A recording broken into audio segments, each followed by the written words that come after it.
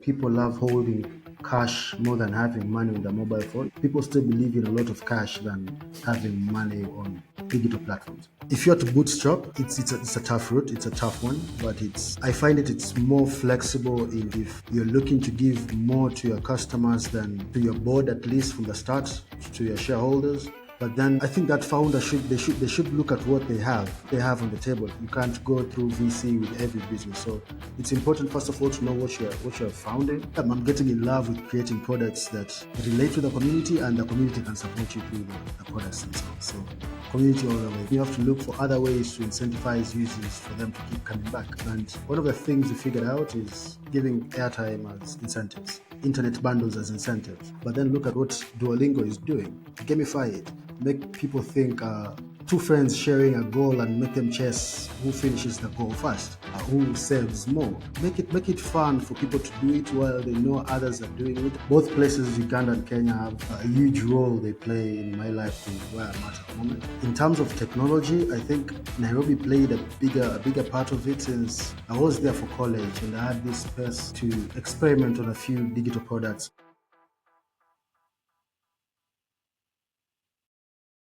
Today's guest, co-founder and CEO of Kiasi, Emans Kiula. Welcome to the pod. Thank you, Gideon. Nice to be here with you today. Tell us about Kiasi. What does the product do? Who is it for? And what's the main problem you're helping solve? So ourselves, we prefer calling it a digital piggy bank, where we enable our users to achieve their financial goals by making small deposits until where their goals are achieved. So basically, this is your personal finance tracker, where you can create a goal depending on how much you want to save, on how frequent you want to save, to how far you want to save, and it breaks it down for you between your frequency on how much you're going to save until then. Majorly, it's created for the low income earners and the middle income earners. If we're talking about the Maslow hierarchy, these are the two lowest categories in the pyramid. There, that is Kiasi in a nutshell. Interesting. I'm curious. Did you or your co-founder have a background in finance before going out and venturing in building Kiasi? Yes, my co-founder he had a background in business administration, but then it was more of a personal problem that we had to look for a solution as well. So it was a personal problem with a little bit of experience from the finance sectors. I want to rewind to your past. You had some somewhat multicultural upbringing, having lived pretty much all East African countries.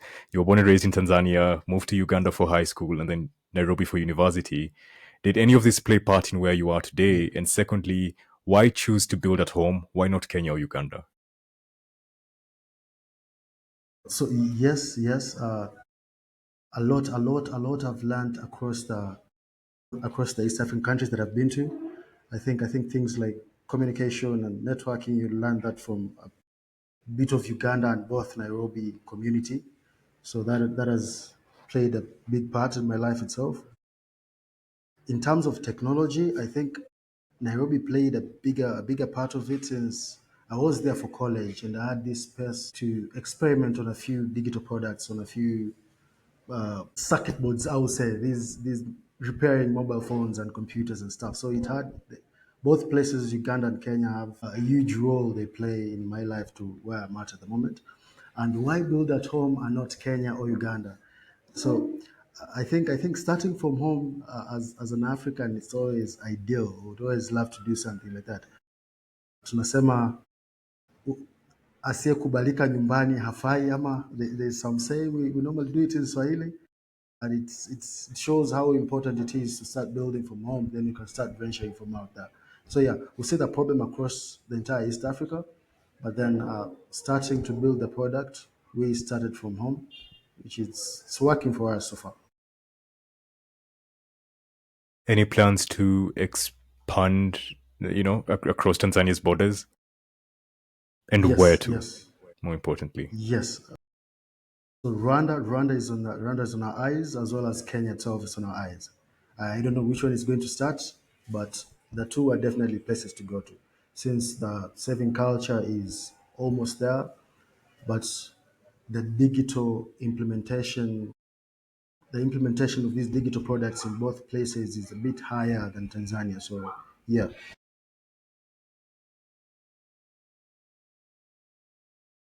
Changing people's saving and spending habits can be a bit of a challenge, right? Especially when you're trying to encourage financial discipline. My question to you is, what were some of the hurdles that you encountered trying to shift the culture and habits around saving and spending for your users? I think one of it is the fact that people love holding cash more than having money in their mobile phone. It's a bit of a hurdle that we still face today. But then we see the improvement. We see the change. We see the need of certain products like this. When you tell people this is not a cash saving, it's an electronic money kind of a saving thing, then we see the movement of people coming into it. But that is quite a problem. People still believe in a lot of cash than having money on digital platforms. In Kenya, we have what's called chamas. I'm sure you've heard of them before. For anyone who's listening who hasn't encountered chamas, they're basically informal investment clubs where people come together and contribute an agreed amount of money every month or week or quarter, with the aim of helping each other grow economically. Is peer savings a space that you think Kiasi is going to move into anytime soon? Yes, actually, one of our strategy market is getting into these unregulated chamas where we can activate, we can entice people to use Kiasi more than the unregulated platforms that they're normally into. So yes, definitely, it's actually in our strategies to speak to those people in a wider range for them to understand the differences between the two and the commonalities between the two. Fintech products can sometimes be seen, and I want to tie this in with what you mentioned, the hurdle of, people want to hold on to physical cash other than, digital currency, or money on an app or behind a screen. On that note, fintech products can sometimes be seen as risky by new users, right? Especially in regions where digital finance is still growing, it's still up and coming, such as Africa. How is Kiasi going about building trust so users feel secure using the platform? A lot at the moment we're leveraging on the word of mouth. We're leveraging on our users to be able to reach out at least at any moment they feel like. So we're trying to bridge that gap between large companies like corporates operate, whereby customer agents are a bit separated from the administration side of it, whereby we're trying to infuse the administration into customer relationship itself, and that brings us users who can speak directly to me in the first place, and most of the members in our area, administration block. So it brings that sense of trust to them that we know these people personally, what they do, what their missions are, and yeah, we want to stick to them until we get to the light where the tunnel is, the end of the tunnel. I would say. That's a very interesting approach. You say that you yourself, as one of the co-founders, talk to users regularly. I'm curious, how many hours a day in your schedule are spent talking to users? Depends on a good day. On a good day, maybe an hour or two. On a bad day, it can go up to 5 hours, 6 hours. Noted, noted. Um, One of the main tasks that I see apps such as Kiasi having to overcome is education, right? So educating the masses on money management, budgeting, investing, etc. And it's a huge Yeah, task, especially yeah. considering the social economic challenges, or the many social economic challenges across the continent. So how is Kiasi overcoming the challenges, one, and what strategies have you found most effective in spreading financial literacy across Africa? So overcoming the challenges, that's a huge one. So there's quite a lot, and we ourselves have a lot to learn. And one way we're looking forward to overcome these challenges is having users who already have the knowledge to be able to share with other users, so that it can be a community uplift kind of a thing, and not just rather dependent on what knowledge we have ourselves as Kiasi. So we try to outreach these people who have the knowledge, and that's what we're going to actually, who have the knowledge, who have the capacity to teach others, to at least talk to others on how better it is to manage their finances. And we're pretty sure with that methodology, we can reach way more people than if we try to do it ourselves in the front. And how are you going about financial literacy? So how are you educating these masses? How are you sharing this? Is it more one on one? Are you having physical interactions with users? Is it more digital tools that you provide to them? How are you educating them on how their money can work for them? Okay, so we have a few, and due to the budget constraints, of course, of what we have in our pockets at the moment, we can only leverage on a few certain things, and one of them being the in-app itself, where we have these financial tips in-app themselves, and our users can get to go through them, and then we get to attend to ride along, I would say, on other financial related workshops that are happening. So you find someone hosting a financial related topic. We get to ride along that and have talk to the community members about what really is to move towards the freedom of the financials. So we ride along in these different workshops, different seminars. I think there are a couple that happened a few months ago. One was by Tangen. These are Tanzanian generational youth groups whereby they have different conversations monthly. Could be religious, could be life itself, could be financials. And Kiasi happened to be on the time when they're talking about the finances and budgeting and income. So we get to ride along during those workshops, as well as provide the tips from our apps itself. During this conversation, there's one word that has come up time and time again from you, and that is community. And I wanna touch on community, and I wanna ask you this question, or rather, I noticed something.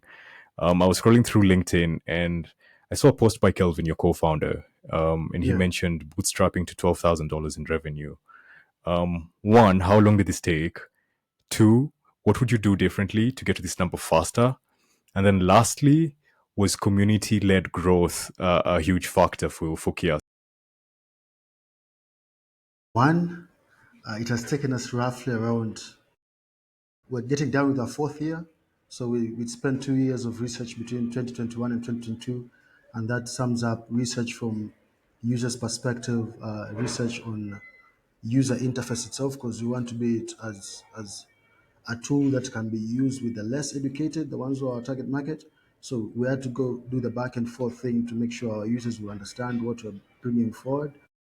And if I was to do 12,000 differently, of which right now we're talking of $15,000 in bootstrapping, if we're to do it differently, I think, Stuff, good stuff.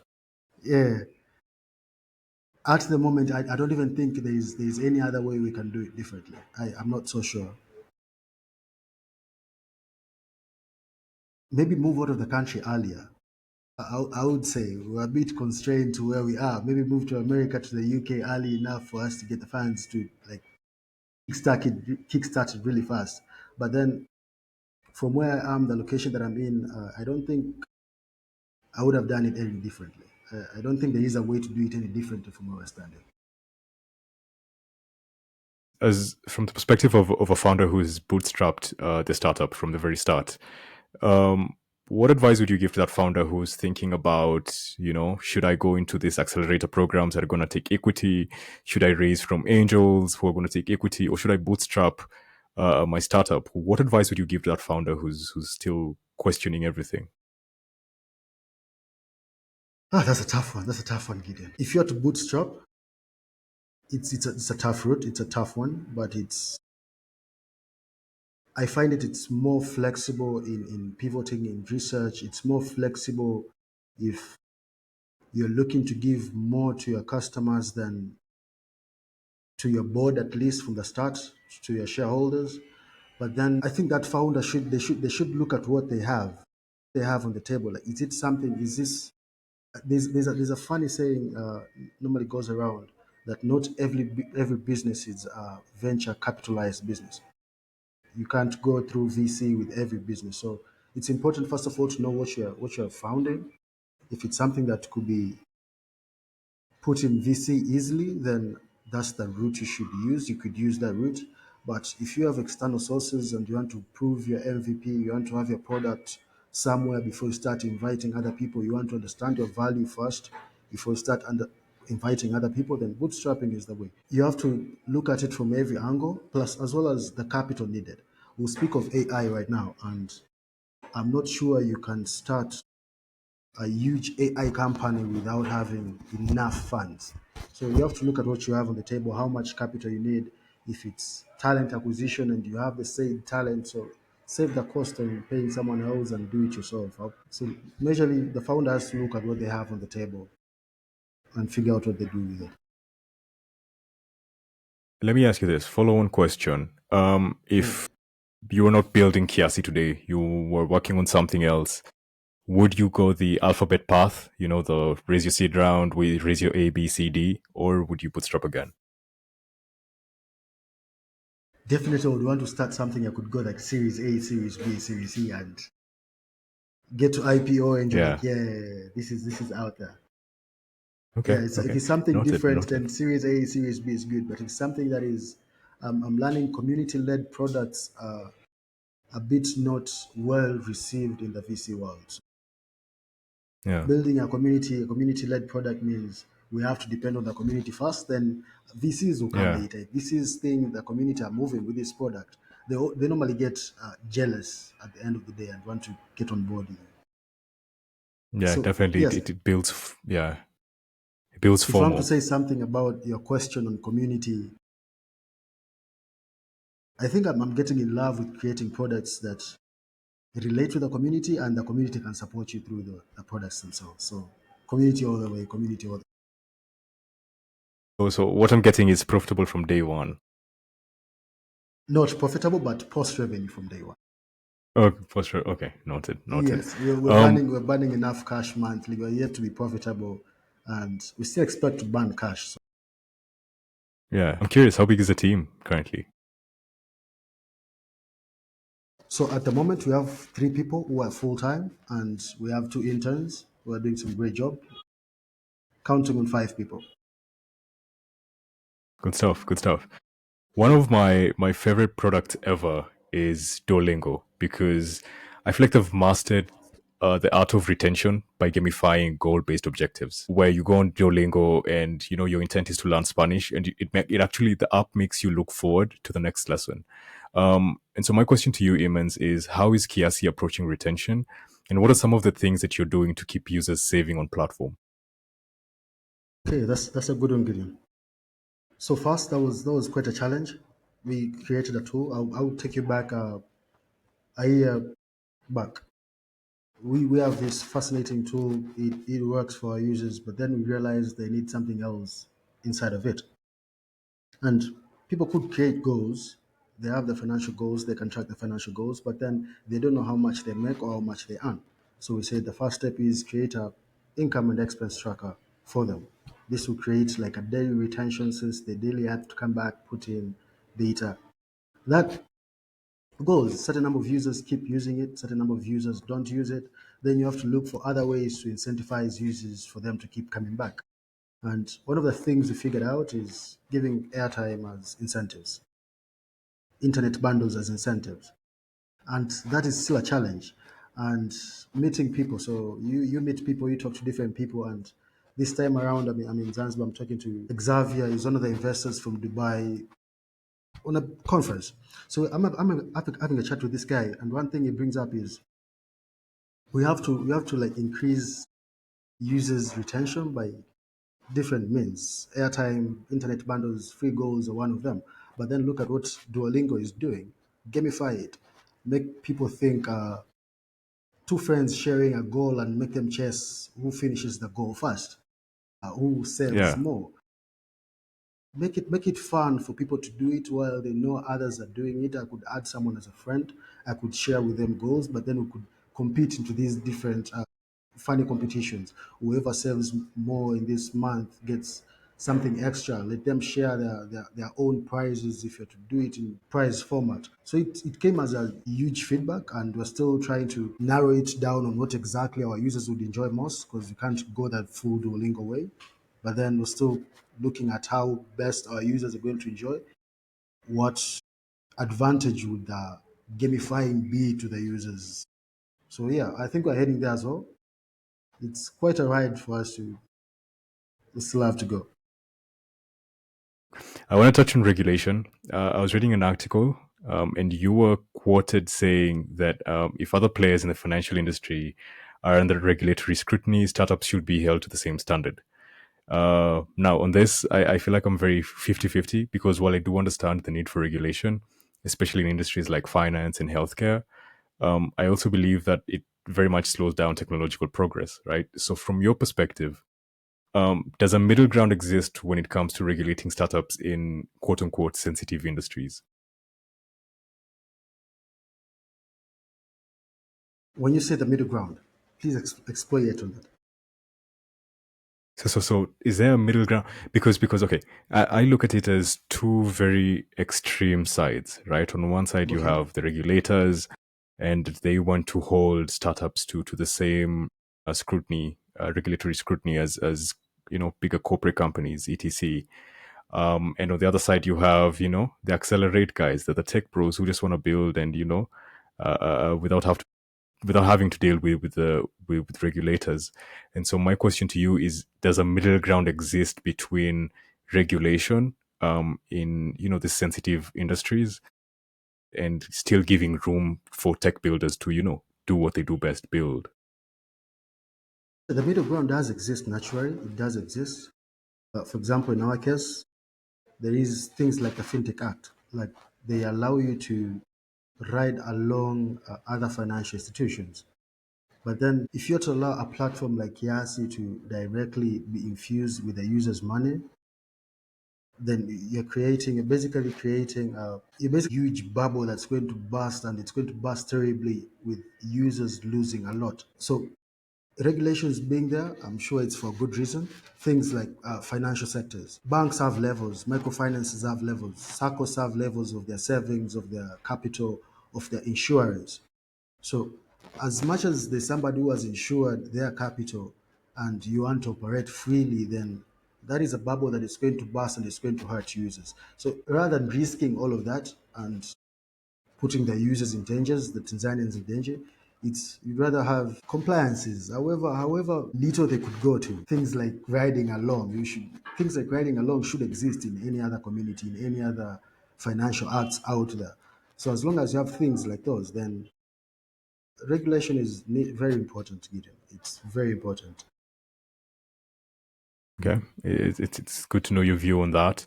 Um, I want to talk about the development of the Kiasi app.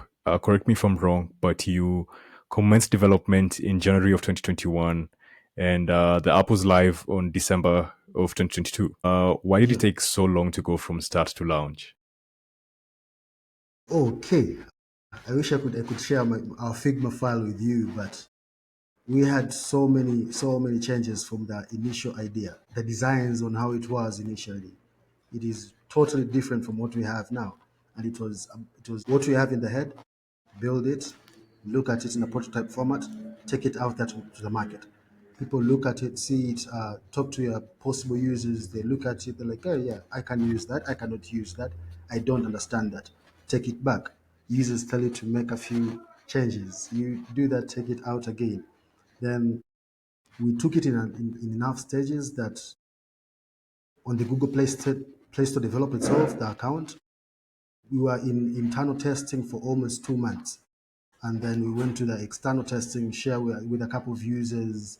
So it's been a drought of us testing certain user interfaces, certain functions to give it to the users. They check it out, give us the feedback. Yeah, that works good. That doesn't work good.